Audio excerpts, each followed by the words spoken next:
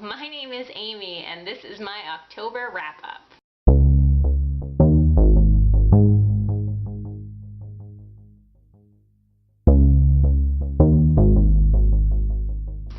So this month I read a lot of library books. Since I'm a librarian, I see a lot of books, and I want to take them home. So I do. So I don't have a lot of the books that I read this month because I returned them right away, because a lot of them are books that are in demand, and so they need to get back into the library circulation. But I will have fancy pants, pictures, to let you know what the covers looked like. So here goes. The first book that I read this month was actually a graphic novel, and that is Sisters by Raina Telgemeier. I hope I said that right. Sisters is actually the sequel to her other graphic novel, Smile, and it's an autobiographical graphic novel, and they're just really, really fun. They're brilliantly colored, bright and bold colors, and they just follow the life of Raina, and it's just so much fun to read because a lot of the struggles, it's kind of middle school and high school age. There are a lot of struggles that I went through, and I'm sure a lot of you went through, and so seeing them portrayed so lovably is great. So Sisters specifically is about a road trip that Raina took with her mother, brother, and sister, and just it focuses a lot on her relationship with her younger sister and the struggles that were there, and it was just really honest and adorable all at the same time. So if you're interested in graphic novels, and even if you're not, I think this is a good graphic novel for people who aren't sure about graphic novels, so check it out.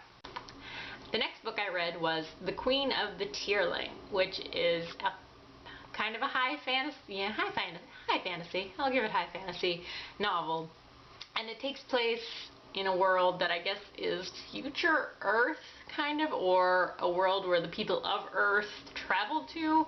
And it's about this girl named Kelsey, who is actually the princess of this kingdom known as the Tearling. But there's trouble in the kingdom and the royal family, and so when she was a baby, she was she's taken away for her own safety and raised out in the woods by these two supporters. And it's just about her reclaiming her throne and setting the kingdom to right and all the struggles that she has to face.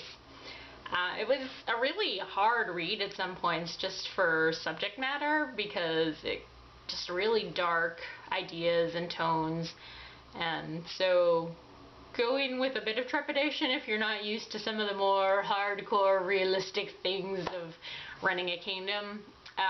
I would say that it's kind of on par with Game of Thrones, maybe not completely. I think Game of Thrones covers more ground than The Queen of the Tearling, but it's really interesting and has similar tastes.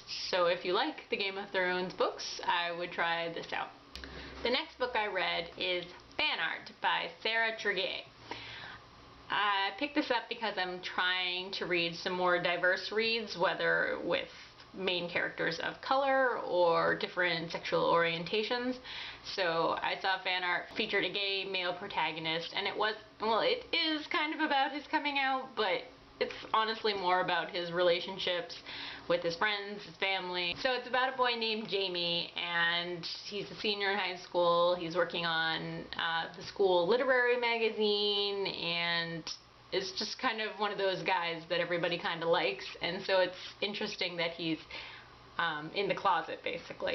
And it turns out that he's in love with his best friend, and so it's all about him struggling with that, and also about the girls in his art class kind of trying to push them together because they're fangirls over their relationship. It's really funny and romantic and just adorable, and a perfect light read for a more diverse set of characters.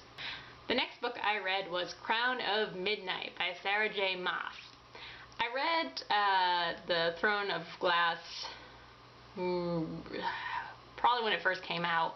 I was reading it while I was at school, and I wasn't overly impressed. I mean, it wasn't terrible, but it kind of just fell a little flat for me. But then I got to BookTube, and everybody's raving about this series, so I had to keep checking it out. And similarly, I wasn't as impressed with Crown of Midnight as other people seem to be. But it was still a fun read. It's a fantasy series. It's the sequel to Throne of Glass. If you aren't, I'm sure most of you are aware of it.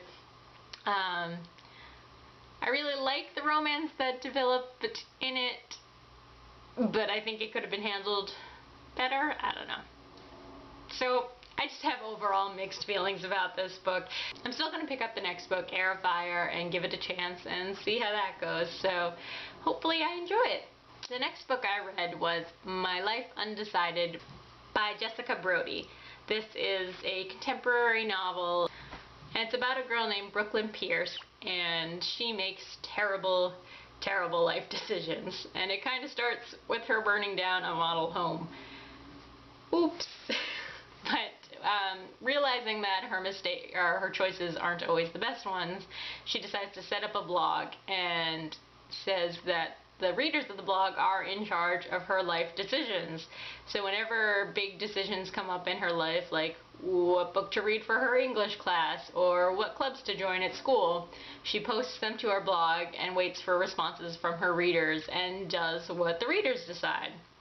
So it's a really cute, funny read, and I really enjoyed it from beginning to end, and just an overall enjoyable, fluffy kind of read. The next book I read was The Kiss of Deception by Mary E. Pearson. This is another fantasy book, and the cover is super pretty, but I'd heard mixed reviews about it, so I wasn't gonna go and buy it right away, so I got the library copy. And I can see where the mixed reviews come in, basically. It was an enjoyable start. The main character is likable, but I feel like she kind of needed some more dimensions to her to really grab you. And it's got a love triangle, which isn't my favorite thing in books, but it wasn't too overpowering, I guess. It's more one-sided than tri-sided. And the ending kind of felt rushed and abrupt, so I'm probably still going to check out the second book when it comes out. I'm probably not going to be in a rush to find it. The next book I read was another graphic novel, and that was In Real Life, which was written by Cory Doctorow and illustrated by Jen Wang.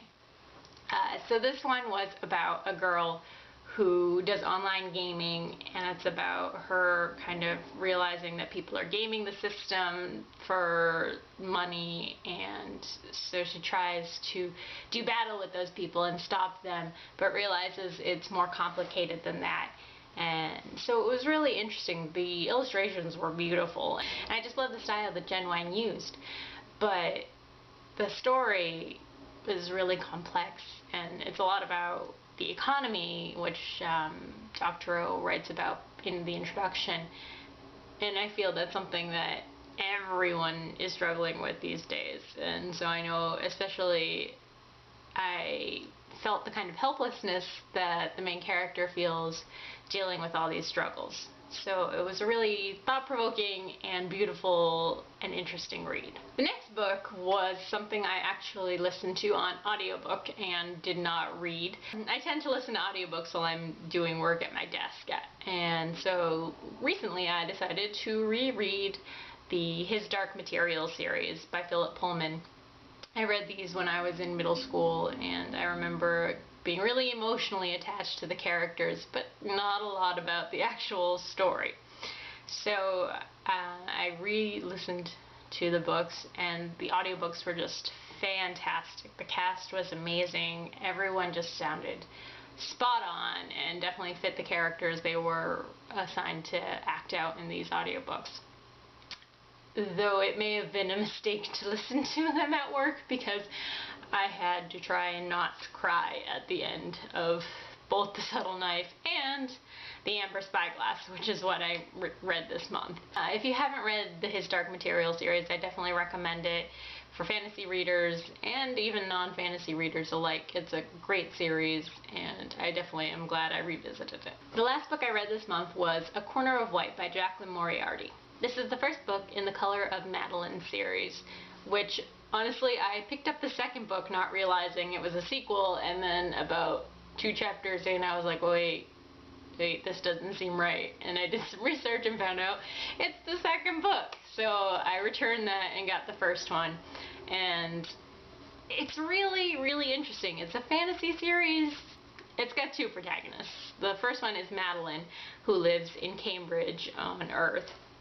And the second is a boy named Elliot, who lives in the Kingdom of Cello, which is a fantasy kingdom that's an awful lot like ours. It still has similar technology and games and ideas and things, but it's got all this magic in between. Like, there's a lake where people can go fishing for magic and spells, and there, I guess, are magical creatures. We don't really see them much in this book, but there's mention of werewolves and dragons and that kind of thing.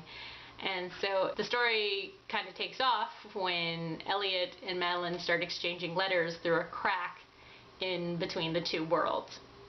And so it's really about the two characters finding themselves, as well as discovering these new worlds that they've never had contact with before.